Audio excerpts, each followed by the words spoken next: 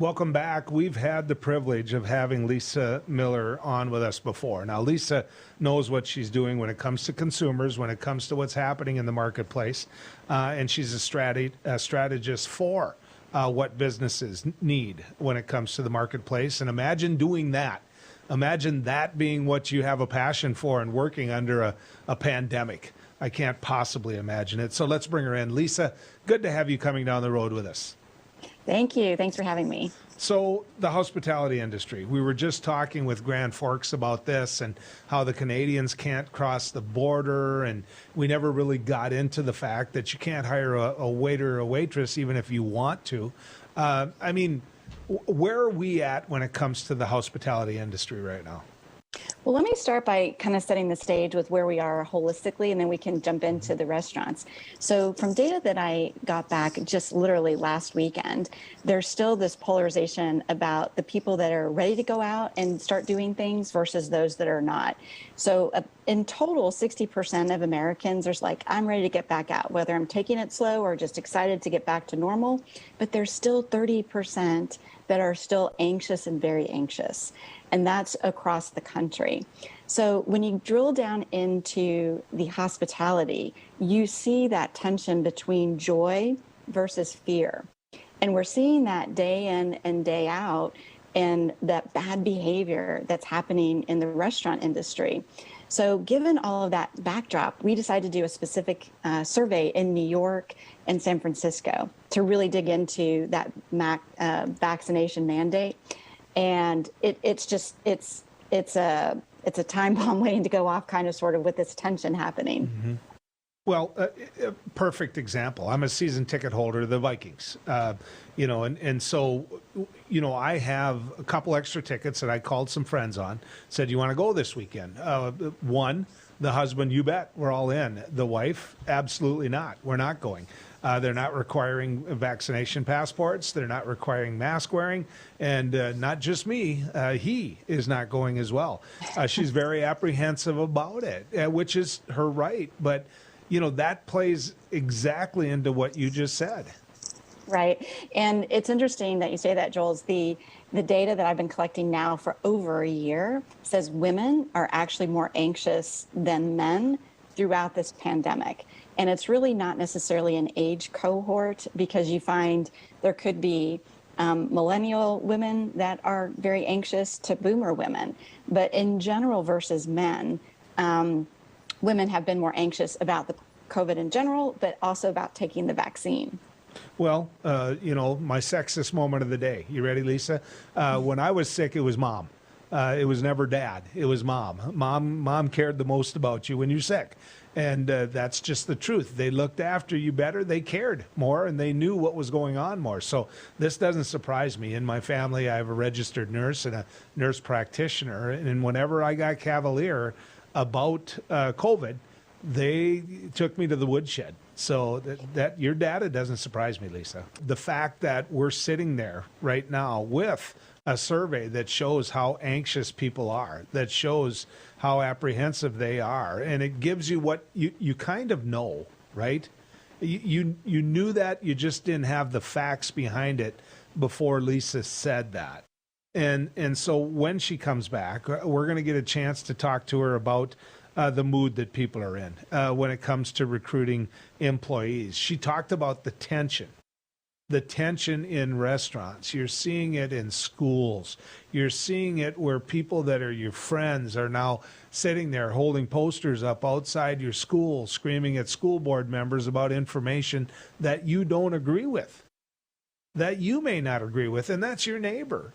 And so people are losing friends over COVID. And so it seems to me the quicker that we can get people vaccinated, the quicker we can get this behind us. But that's not happening either. That's really not happening. A lot of what Lisa studied and a lot of what she looked at was regional. It was regional. If you go into New York, you're going to end up in New York having to show that vaccination card before you go into the restaurant. I mean, keep that in mind. You're going to have to show that vaccination card before you go into that restaurant. Now, think about that here in North Dakota. Nobody would expect, if they're going into the local cafe if they're going to the local steakhouse to show that vaccination card. In fact, many of the people when you walked in there that walked in with masks are going to take a ribbing for it and be confronted by some real jerks at times about that. So it's the data that Lisa put together is real. It's real, and it's something that that does not surprise me. That being said, where do you find the employees? You know, the one thing about COVID, and this was happening before COVID, we were already seeing a real need for employees in the hospitality industry, in the hotel industry, which I suppose crosses over. But we were already seeing a real need for employees before all of that. We were already seeing employees that, really, I mean, they didn't want to go back to work, but before that, they didn't want to go to work because they had it with that job. We're going to bring Lisa back in. And Lisa, I was talking a little bit about how your survey didn't surprise me, but that mood out there that you made reference to, that whether it's in the airline industry or your schools or your restaurants or where people are just conflicting. Talk to me about that. Yeah, so as I started out, and sorry about that technology issue, but when you think about that joy versus fear, so the bell curve of people's emotions right now, again, so excited to be out there versus very anxious. So what happens is the people that are so excited, they just want to have a good meal. They want to have a great experience.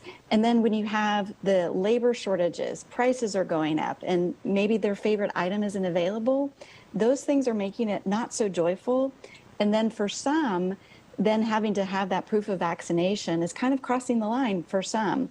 When I looked at the data, about 55% of those people that said they're going to go to restaurants less likely because of the vaccine mandate, they're vaccinated.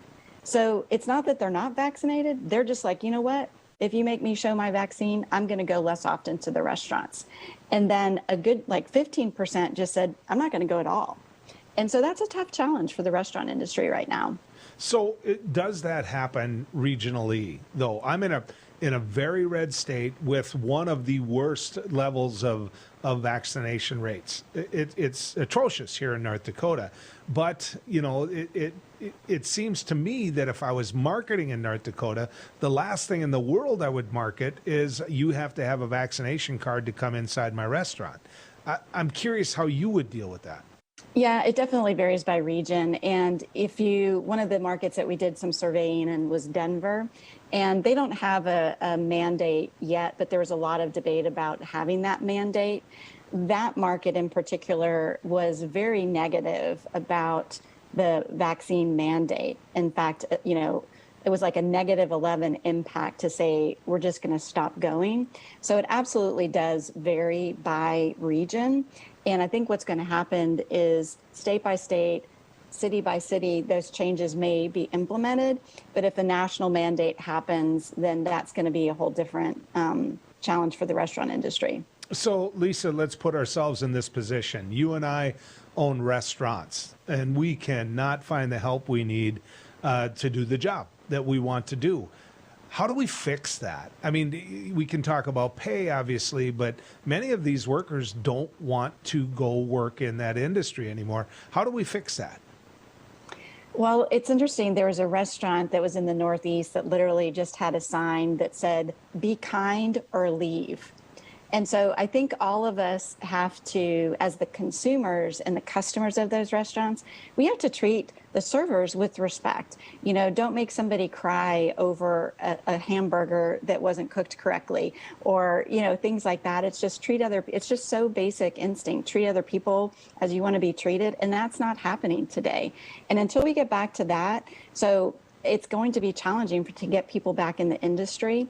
But the other thing that's challenging is the vaccine mandate. Now, this number I'm going to quote is from a general study, not just restaurants specifically. But if you're not already vaccinated and then your company mandates you to get vaccinated, half of them just say, "I quit." And so I think that that's going to be a new challenge that's just now coming to light. because you're seeing in more and more companies are mandating that.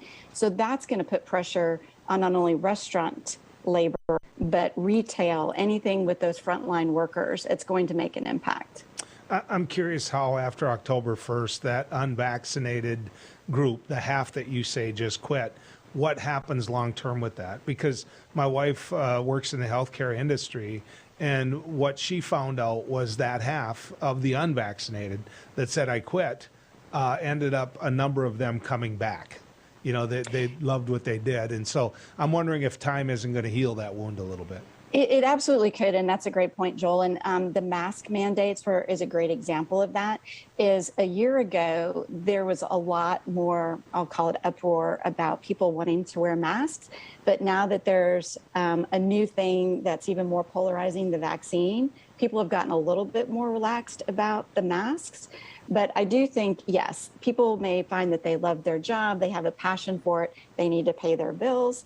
But at least what it just says is there's a sentiment right now that people are really kind of, you know, there's a group of people, again, it's not everybody, but there's definitely a group of people that feel like it's crossing the line. So, Lisa, you get paid for that survey. Are you sharing it with anyone or just talk?